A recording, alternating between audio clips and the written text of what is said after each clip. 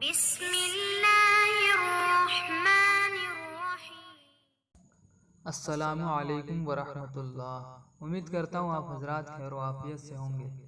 آئیے دوستو، آپ کے سامنے ایک عربی کے طلبہ اور ایک سائنس کے اسٹوڈنٹ کے سوال اور جواب شیئر کرتے ہیں۔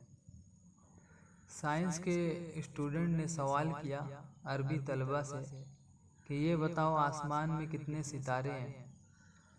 تو جواب میں عربی کے طلبہ نے جواب میں پوچھا کہ یہ بتاؤ کہ سمندر میں کتنی مچھلیاں ہیں؟